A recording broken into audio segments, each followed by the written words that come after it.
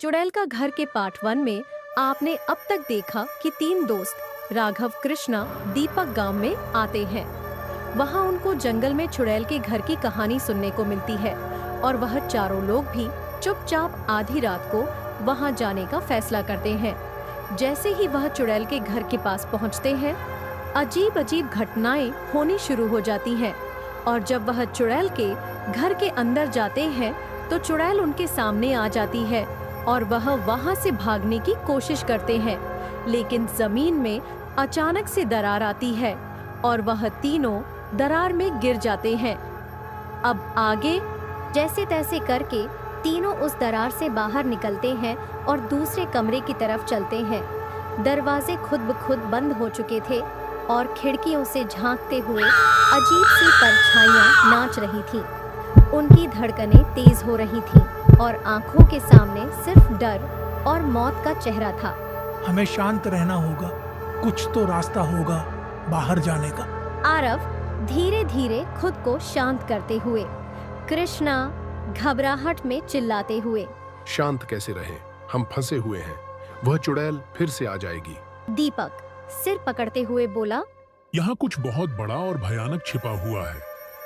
मुझे लगता है कि यह घर सिर्फ एक मकान नहीं है, यह कुछ और है, एक जाल जो हमें मारना चाहता है। जैसे ही दीपक ने यह कहा, घर की दीवारों से अचानक खड़खड़ाने की आवाज आने लगी। फर्श कांपने लगा और हवा में किसी के चलने की आहट सुनाई देने लगी। यह आवाजें, यह महसूस हो रहा है जैसे कोई हमारे करीब आ रहा है। वे तीनों धीरे धीरे पीछे हटने लगे और तभी उनके सामने अचानक दरवाजा खुला, लेकिन यह दरवाजा उसी दिशा में नहीं था जहां से वे आए थे। ये घर का एक दूसरा हिस्सा था जो पहले दिखाई नहीं दे रहा था। वे तीनों दरवाजे के पास गए। दरवाजा खोलते ही सामने एक लंबा अंधेरा गलियारा था जहां दूर दूर तक कुछ दिखाई नहीं दे रहा था। गलियारे की दीवारें पूरी तरह से टूटी हुई थीं और उन पर अजीब से निशान और चित्र बने हुए थे। वे तीनों गलियारे में धीरे धीरे कदम बढ़ाने लगे। चारों तरफ का माहौल बहुत ही खतरनाक था। हवा में अजीब सी गंध थी, जैसे मौत वहां मंडरा रही हो। चलते चलते उन्हें एक और दरवाजा दिखाई दिया जो आधा खुला था। क्या तुम्हें नहीं लगता कि ये सब कोई बड़ा जाल है? ये घर हमें निकलने की कोशिश कर रहा है। हमें कुछ तो करना होगा, हम यूं यहाँ नहीं रुक सकते।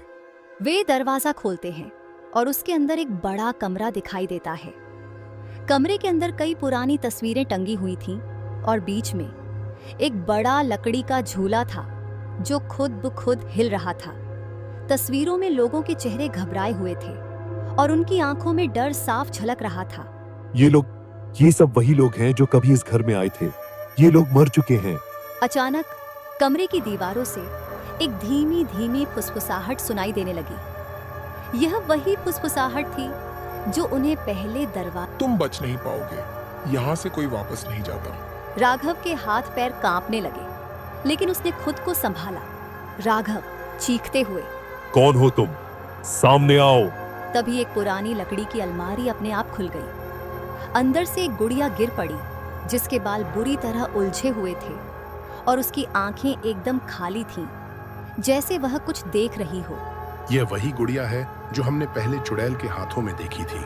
दीपक गुड़िया की ओर देखते हुए, अचानक कमरे में तेज हवा चलने लगी और गुड़िया धीरे धीरे खिसककर कमरे के एक कोने में पहुंच गई। उसी कोने से एक डरावनी चीख गूंजने लगी। यह चीख किसी इंसान की नहीं थी। यह जगह हमें मार डालेगी, हमें तुरंत यहाँ से भागना होगा। कृष्णा घबराकर चिल्लाते हुए बोला। राघव संभलते हुए बोला, शांत रहो, हमें इसका सामना करना होगा। ऐसे डरने से कुछ नहीं होगा। लेकिन इससे पहले कि वे कुछ कर पाते, कमरे की दीवारों पर खून के छींटे दिखने लगे। हर जगह से खून टपकने लगा और फर्श पर खून की धाराएं बहने लगीं। अब उनके पास कोई चारा नहीं था। वे तीनों वापस उसी गलियारे की ओर भागे, लेकिन गलियारे का रास्ता बंद हो चुका था। हम फंस गए हैं, अब क्या करें? दीपक घबराहट में चिल्लाते हुए बोला। राघव दरवाजा तोड़ने की कोशिश करते हुए बोला, इस दरवाजे को खोलने की कोशिश करो, जल्दी। लेकिन दरवाजा न हिला और न खुला। तभी कमरे की हर दीवार पर वह चुड़ैल की परछाई दिखाई देने लगी, जो धीरे धीरे उन पर बढ़ती जा रही थी। उसकी लाल आंखें और उसका भयानक चेहरा अब साफ नजर आ रहा था। अब तुम मेरे शिकार हो, तुम कभी वापस नहीं जा पाओगे। चुड़ैल गूंजती आवाज में बोली। कृष्णा कांपते हुए बोला, हम मारे जाएंगे, हम मारे जाएंगे। अचानक दीवार पर एक और दरवाजा प्रकट हुआ। यह दरवाजा पहले नहीं था, लेकिन अब यह उनकी आखिरी उम्मीद थी। राघव घबराहट में बोला, भागो, जल्दी उस दरवाजे की तरफ। वे तीनों जल्दी से दरवाजे की ओर दौड़े और जैसे ही उन्होंने दरवाजा खोला, वे एक बड़े हॉल में पहुंच गए।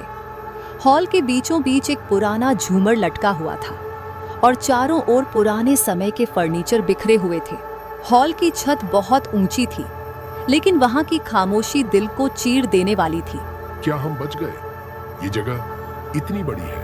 यह घर जितना बाहर से दिखाई देता है, उससे कहीं बड़ा है, लेकिन ये जगह भी सुरक्षित नहीं लग रही। राघव हॉल का निरीक्षण करते हुए बोला, हॉल के एक कोने में एक बड़ा शीशा रखा हुआ था। जैसे ही उन्होंने शीशे के पास जाकर उसमें देखा, उनकी आंखें चौंधिया गईं।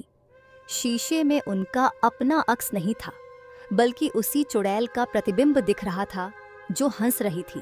तुम मुझसे नहीं बच सकते, ये मेरा घर है। ये क्या हो रहा है? हम इस जगह से बाहर क्यों नहीं जा पा रहे? मुझे लगता है कि यह घर हमारे साथ खेल रहा है। यह हमें हर तरफ से बंद कर रहा है। दीपक डरते हुए बोला। अचानक शीशे के भीतर से वह चुड़ैल बाहर निकल आई। उसके लंबे काले बाल, लाल आंखें और डरावनी आवाजें ने तीनों को स्तब्ध कर दिया। वह अब उनके सामने खड़ी थी और उसकी हंसी कमरे में गूंजने लगी। कृष्णा डर से कांपते हुए, नहीं, यह असंभव है। यह असली नहीं हो सकती। तुम सबने मेरे घर में कदम रखा है, अब तुम इसे छोड़ नहीं सकते। क्या राघव, कृष्ण और दीपक मारे जाएंगे, या राघव, कृष्ण और दीपक चुड़ैल के चंगुल से छूटकर वापस जिंदा चले जाएंगे? क्या उस चुड़ैल की भटकती आत्मा को मुक्ति मिल जाएगी? इन सभी सवालों के जवाब पाने के लिए देखिए चुड़ैल के घर का एपिसोड 3।